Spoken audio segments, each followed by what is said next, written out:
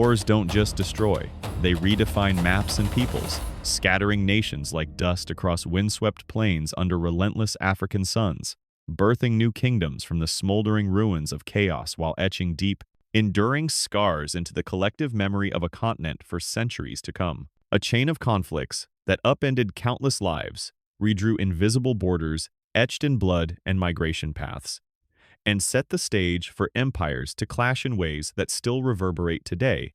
But was it the unbridled, ferocious ambition of one visionary warrior who bent the world to his will, or a perfect storm of deeper, inexorable forces like crippling droughts, explosive population growth, and the insidious tentacles of global trade routes that ignited this all-consuming inferno? This is the Mfecane, the crushing era of visceral term derived from the Guni word for scattering or hammering, evoking the brutal force of a blacksmith's anvil on fragile societies ignited by Shaka Zulu's meteoric rise to power, a cataclysm that transformed southern Africa forever, reshaping its demographic landscape with waves of displacement, forging resilient new states from the fragments of old ones, and unwittingly paving the way for colonial shadows to lengthen across the continent like encroaching storm clouds. Picture a time when the vast savannas trembled under the thunderous stampede of marching feet, the air thick with the acrid smoke of burning kraals and the desperate, heart-wrenching cries of the displaced, as one man's revolutionary military genius unleashed a domino effect of migrations, conquests, and survival struggles that echoed from the jagged peaks of the Drakensberg Mountains to the distant, arid horizons of modern Zimbabwe and beyond. But beneath the layers of heroism, horror, and historical debate, lingering questions demand answers. Did Shaka's bold innovations save his people from fragmentation or doom them to endless cycles of violence? And how did this era of unrelenting upheaval create vast, eerie vacuums that opportunistic outsiders, like the Boer trekkers, with their creaking wagons and loaded muskets, eagerly exploited to claim empty lands that were anything but vacant? As we delve deep into this epic tapestry of ambition, resilience, tragedy, and transformation, we'll explore the multifaceted forces that fueled the Mfecane, the pivotal figures who navigated its turbulent storms, the profound and often devastating impacts on societies, and the lasting legacies that continue to shape African identities, politics, and narratives in the modern world. Join me on this journey through the flames of history, where every clash of spears and every forced march tells a story of human endurance against overwhelming odds. Our story begins in the early 19th century, amid the sun-baked, rolling hills, lush river valleys, and expansive grasslands of southeastern Africa, a region teeming with diverse Bantu-speaking clans such as the Guni, Sotho, Tonga, and others, whose daily lives revolved around the rhythms of cattle herding, subsistence farming of sorghum and maize, and intricate social structures governed by hereditary chiefs, councils of elders, and the spiritual guidance of ancestral spirits invoked through rituals and divinations. The air in these communities carried the rich, earthy scent of red soil, freshly turned by wooden hoes, the resonant lowing of vast cattle herds that symbolized not just wealth and status, but the very essence of social and economic power, and the rhythmic chants of initiation ceremonies that bonded young boys and girls into age regiments, preparing them for roles as warriors, mothers, or leaders in a world where community ties were as vital as the seasonal rains. This was a landscape of profound beauty and inherent fragility, where alliances between clans shifted like the unpredictable winds sweeping across the vast savanna, carrying the sweet aroma of acacia blooms in good times and the parched dust of drought in bad. Society was rigidly structured yet fluid in its interactions. Patriarchal lineages determined inheritance and authority, with chiefs holding sway over circular kraals enclosures of thatched huts, ringed by thorn fences for protection against lions and rivals, and decisions on war, marriage, or migration, made in open Nkundla assemblies, under the sprawling shade of ancient fig trees, where elders debated with the wisdom of generations. Customs permeated every aspect of life, from lobola, bride wealth payments and cattle to ensure alliances, to the spiritual consultations with Izangoma healers who cast bones or entered trances to commune with Amadlozi ancestors for guidance on hunts battles, or famines. Yet, beneath this veneer of stability, the region stood on the brink of cataclysm, strained by a confluence of mounting pressures that would erupt into the Mfecane. Rapid population growth, spurred by improved agricultural techniques like iron hoes and crop rotations introduced through earlier Bantu migrations, had led to overcrowding in fertile hotspots like the Pongola and Tugela river valleys, where clans increasingly vied for limited grazing lands, water sources, and arable soil under skies that grew increasingly unforgiving. Recurring droughts in the late 18th and early 19th centuries, exacerbated by climatic shifts possibly linked to global events like the Tambora volcanic eruption of 1815, which caused a year without summer worldwide withered crops, thinned herds to skeletal frames, and forced desperate raids for survival, turning neighbor against neighbor in a spiral of resource scarcity. Trade rivalries added another layer of volatility. European influences began trickling inland from coastal ports, such as Delagoa Bay, modern Maputo, where Portuguese merchants bartered firearms, colorful beads, metal tools, and cloth for prized commodities, like ivory tusks, animal hides, and, tragically, human captives destined for the transatlantic slave trade. This influx of guns gave early adopters a deadly edge in conflicts, while the demand for slaves encouraged raids that disrupted communities, creating a vicious cycle of instability. Chiefs, eager to amass these foreign goods to enhance their prestige and military might, escalated inter-clan skirmishes, transforming ritualistic cattle raids into more lethal affairs. The stage was thus set for a profound upheaval, but it required a catalytic figure, a spark, to ignite the powder keg. That spark materialized in the form of Shaka Senzanga, born around 1787 into the modest Zulu clan under the rule of his father, Senzanga Kajima. Shaka's early life was a crucible of adversity that forged his indomitable character. Conceived in a forbidden premarital liaison with Nandi, a woman from the Ilangeni clan, he was initially named Shaka, meaning intestinal beetle, a derogatory term implying illegitimacy, and faced relentless ridicule and hardship. Banished with his mother to Ilangeni lands around 1802 due to court intrigues and Senzanga Kona's disapproval, Shaka endured poverty, bullying, and social ostracism, experiences that instilled in him a fierce determination, strategic mind, and unyielding resilience. Seeking refuge and opportunity, the young Shaka joined the powerful Mfecane paramountcy under Chief Dingiswayo around 1810, a visionary leader who was already revolutionizing Guni politics through diplomatic federations and a merit-based military system that emphasized training over heredity. Dingiswayo recognized Shaka's potential, mentoring him in tactics of encirclement and psychological warfare, while Shaka honed his skills as a warrior, rising swiftly through the ranks, with displays of bravery and innovation. When Dingiswayo was captured and killed by rival Nwandwe forces under Zweid in 1817, Shaka seized the moment.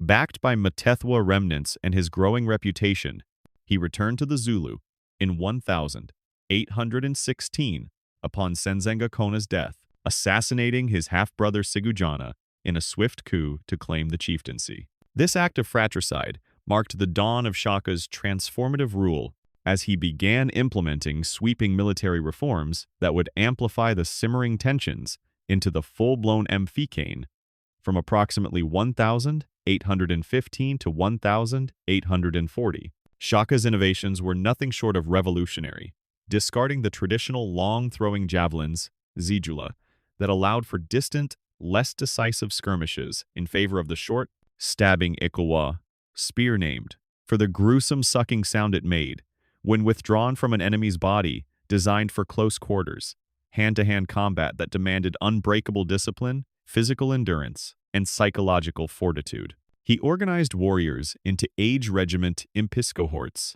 of young men from 18 to 40, bonded by shared initiation rites, communal living in military kraals, and vows of celibacy until they had washed their spears in battle, earning the right to marry and don headrings as symbols of maturity. Training was grueling.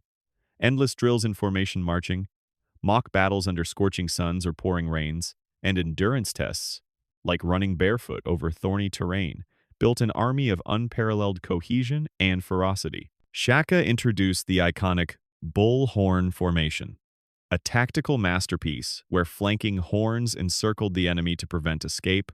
The central chest delivered the main crushing assault with massed Ikalwa charges, and rear loins served as reserves to exploit breakthroughs or reinforce weak points. Psychological warfare was equally emphasized. Warriors were indoctrinated with chants, war dances, like the intimidating Gaia, and a code of absolute loyalty to the king, where cowardice meant execution by clubbing or impalement. These changes turned warfare from sporadic, ritualized raids aimed at cattle theft into campaigns of total conquest and assimilation, where defeated clans were either incorporated into the Zulu fold swelling Shaka's forces or utterly dispersed, their survivors fleeing in terror. The Mfecane's eruption was swift and unrelenting, beginning in earnest with Shaka's campaigns against immediate neighbors like the Ilangeni, as vengeance for his childhood humiliations, and escalating into broader conflicts that sent shockwaves throughout the region. As Shaka's Zulu forces ballooned to a standing army of over 40, zero-disciplined warriors by the early 1820s, sustained by tribute systems, where conquered clans supplied cattle, grain, and recruits, the conflicts metastasized into a chain reaction of violence that rippled across southern Africa like uncontrollable wildfires, devouring parched grasslands under a merciless sky. The pivotal flashpoint came during the Zulu-Ndwandwe Wars of 1818-1819, a series of brutal, defining encounters that exemplified the Mfecane's raw ferocity and set off the era's massive displacements. The Ndwandwe, under the cunning and ambitious chief Zwaide Kalenga, formidable rival, whose clan matched the Methwa in size and influence, had long posed a threat to Zulu expansion. Zwaide, a master of traditional tactics with a large army, bolstered by alliances and captured firearms from coastal traders, had already eliminated Dingiswayo in 1817 through treachery, capturing and beheading him after a parley gone wrong, which fragmented the Methwa and left Shaka burning for retribution. Shaka, now paramount chief, mobilized his impas for a campaign of annihilation. The first major clash unfolded at the Battle of Kukokli Hill in 1818, a steep, rocky outcrop near the Black Umfolozi River, where Shaka demonstrated his tactical brilliance. Outnumbered nearly 2-1 by Zwaide's 18, 0 warriors, Shaka's 4, 0 impas feigned retreat up the treacherous slopes, luring the Ndwandwe into exhausting climbs under a blazing sun. As Zwaide's forces scrambled upward, fatigued and disorganized, Shaka's hidden regiments ambushed from the flanks, unleashing a hail of short spears and charging downhill with Ikalwa in hand. The hillside transformed into a slaughterhouse. Bodies tumbled down rocky inclines, blood soaking the earth and turning streams red. The air filled with the metallic clang of shields clashing, guttural war cries, and the agonized screams of the dying as thousands of Ndwandwe fell in a single chaotic day. Zwaide escaped with remnants, but his aura of invincibility was shattered. Undeterred, he regrouped for a final stand at the Matuze River in 1819, where Shaka's superior mobility and encirclement tactics prevailed again. Zulu horns swept around the Ndwandwe flanks, trapping them against the riverbanks in a vice of steel and fury. The battle devolved into a massacre, with warriors grappling in mud-slicked melee, Ikalwa thrusting into flesh amid sprays of blood, and survivors drowning in panic-stricken attempts to cross the swollen waters. Zwaide fled northward with a fraction of his people. His once mighty clan splintered forever. This victory not only solidified Zulu dominance over northern Natal, but triggered the Mfecane's chain migrations known as Mfecane among Sotho speakers, a domino effect where defeated groups displaced others in turn. The Ndwandwe fragments scattered. One faction under Socio-political migrated eastward to Mozambique, conquering Tusonga peoples to establish the Gaza Empire, a militarized state that adopted Zulu tactics like impas and bullhorn formations, ruling vast territories until the late 19th century. Another group, led by Zwangandaba, trekked northward across the Limpopo River, clashing with Rosvi and other societies before settling in modern Tanzania as the Ngoni, where they influenced local warfare with their adopted Zulu methods. Population pressures only intensified the chaos. With clans swollen by earlier prosperity now competing for dwindling resources amid droughts, raids became existential struggles, leading to famines where survivors resorted to desperate measures, including reports of cannibalism in isolated pockets, as moral boundaries eroded under survival's harsh imperatives. Estimates of the human cost vary widely, but historians suggest that between 1 and 2 million people were displaced or perished, with regions like the Natal interior and Highveld losing up to 90% of their populations to direct violence, starvation, or forced marches that left trails of abandoned villages, overgrown fields, and unburied bones bleaching under the sun. The Mfecane's reach extended far. In the west, groups like the Hulubi and Mwane fled Zulu advances, clashing with Sotho communities in the Caledon Valley and sparking further Mfecane wars that depopulated the Orange River Basin. The impacts of the Mfecane were profound and multifaceted, reshaping not just the physical geography of southern Africa, but the very moral, social, and political fabric of its societies in ways that echoed through generations. Depopulation created haunting vacuums. In once thriving areas like Natal and the Highveld Plateau, bustling kraals stood eerily abandoned, their thatched roofs sagging and collapsing under relentless seasonal rains, fields reverting to tangled bush as elephants and lions, reclaimed territories long cleared for human habitation. Ghost villages dotted the landscape, overgrown with thorns and vines, haunted by the spectral echoes of lost communities' places, where laughter and drumbeats once filled the air, now silent, save for the wind's mournful whistle and the calls of scavenging birds. This empty interior became a pervasive myth in later colonial narratives, but for the indigenous survivors, it represented unimaginable loss. Families torn asunder, cultural knowledge disrupted as elders perished in flight, and traditional economies, based on cattle and crops, shattered by constant upheaval. Moral shifts were inevitable and profound. The era's brutality eroded long-standing customs of restrained warfare, where pre-Mfecane conflicts often involved ritualized displays or cattle theft with minimal loss of life, giving way to Shaka-inspired total war tactics that spared no one. Women, children, and elders became collateral in campaigns of annihilation or assimilation. Social structures militarized across affected groups.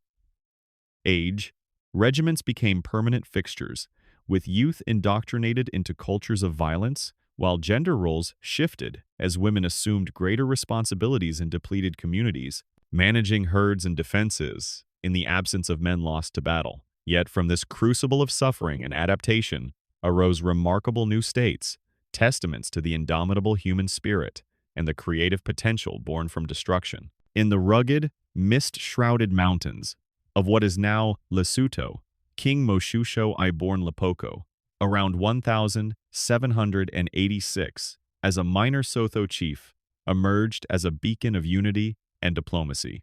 Fleeing Zulu raids in the 1820s, Moshoeshoe rallied a mosaic of refugees from Sotho, Nguni, and other displaced clans, leading them to the strategic plateau of Tababosu around 1824, a natural fortress, with sheer cliffs and hidden springs that repelled multiple assaults.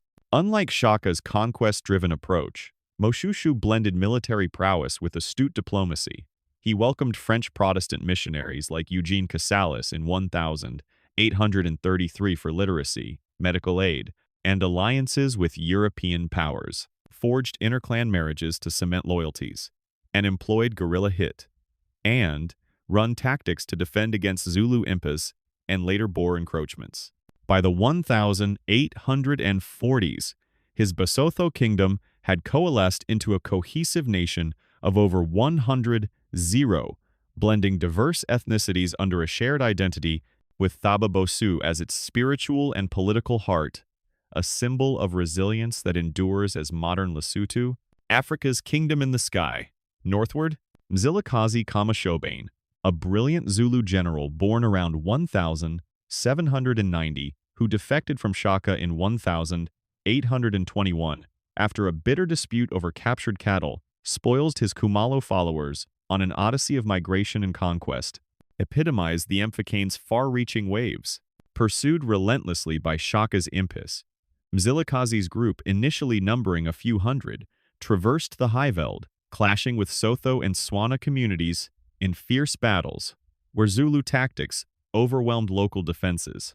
By the late 1820s, they had established a temporary base near modern Pretoria, raiding for cattle and incorporating survivors to swell their ranks to tens of thousands. Facing continued pressure from Zulu forces and Boer trekkers, Mzilikazi pushed further north across the Limpopo River in 1837–1838, conquering Rosvi and Shona peoples in what became Matabeleland, modern Zimbabwe. There, he founded the Ndebele Kingdom, adapting Shaka's regimental system with local elements.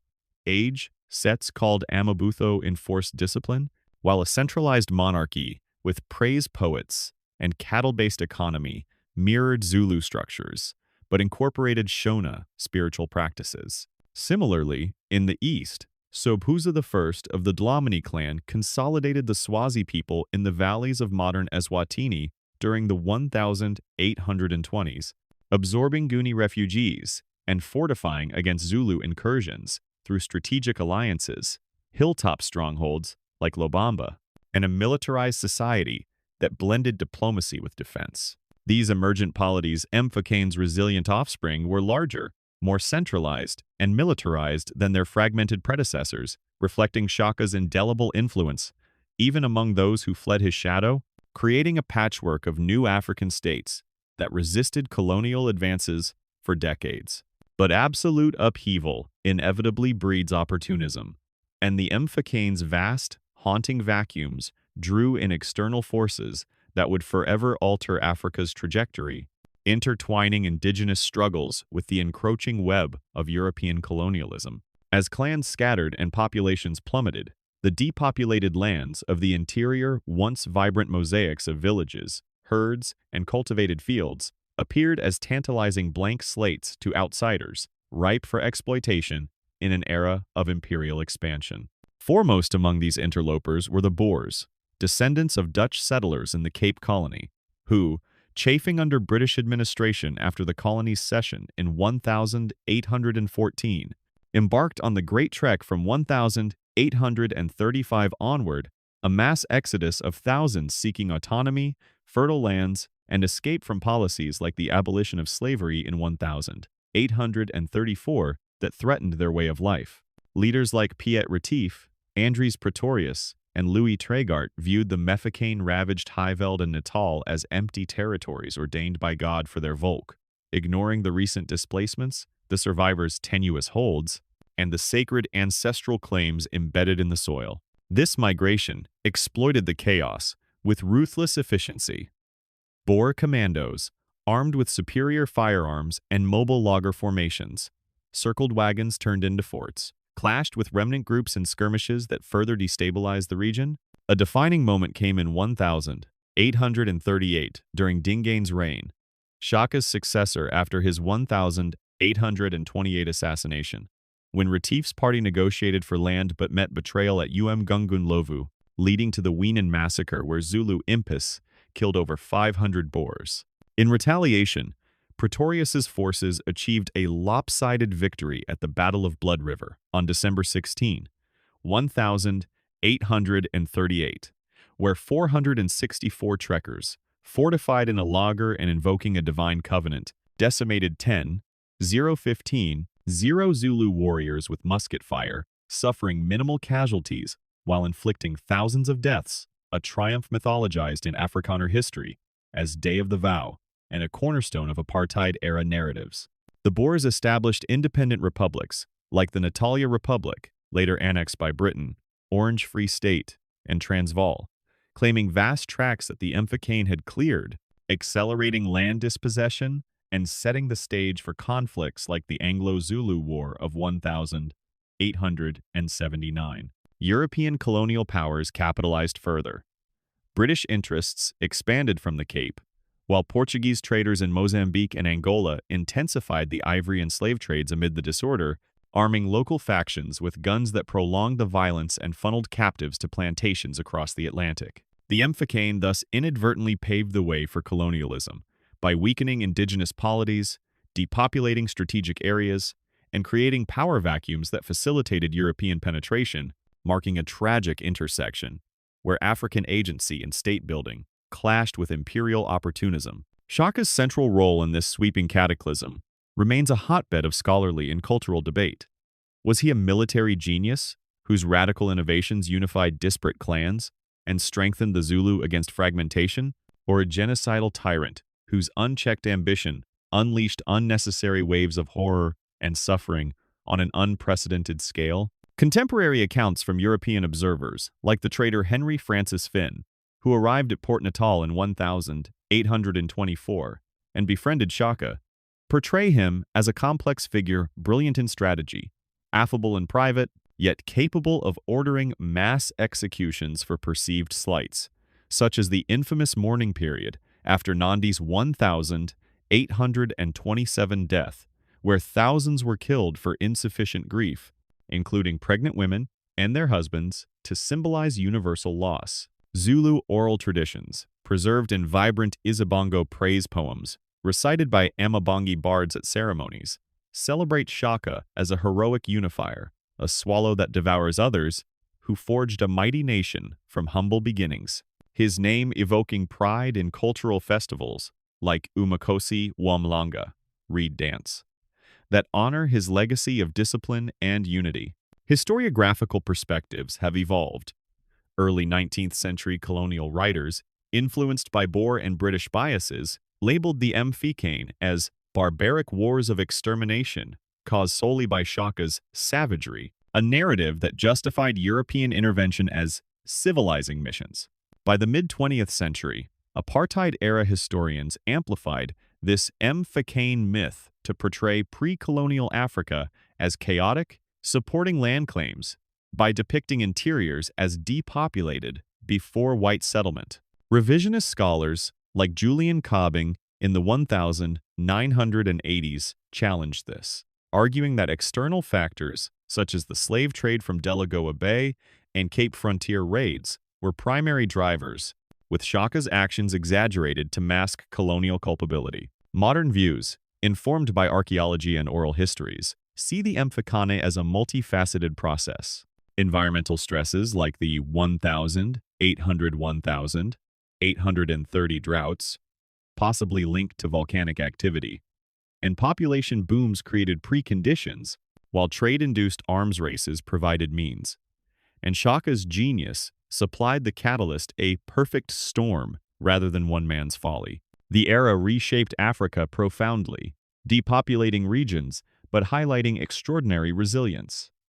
Survivors like Moshusho, Mzilikazi, and Sobhuza built enduring legacies, their kingdoms resisting colonialism longer than many, influencing modern nations like Lesotho, Zimbabwe, and Eswatini. In contemporary reflections, the Mfecane underscores themes of forced migration, cultural adaptation, and the long shadows of violence, informing discussions on land rights in post-apartheid South Africa, ethnic identities in multi-ethnic states, and even global refugee crises. Popular culture, from Henry Soleil's portrayal in the 1986 miniseries Shaka Zulu to novels like Thomas Mafolo's Chaka 1925, keeps the narrative alive, blending myth with history to inspire pride and caution. What do you think was Shaka, a visionary architect of African power and unity, harnessing chaos to forge strength, or a harbinger of destruction, whose legacy is tainted by the blood of innocence? A product of his turbulent time, navigating inevitable forces, or its ruthless exploiter, amplifying suffering for personal glory? Share your thoughts in the comments below. Let's debate the complexities of this pivotal era. If these epic sagas of wars, migrations, unbreakable spirits, and the unyielding forces that shape continents keep you sleepless, pondering the intricate threads of history that bind past to present, hit that like button, subscribe to the channel, and tap the notification bell for more unearthed chronicles from Africa's resilient heart. Your engagement helps illuminate these often overlooked stories, bridging generations. Thanks for watching. Until next time, Stay curious about the echoes of the past that still resonate today.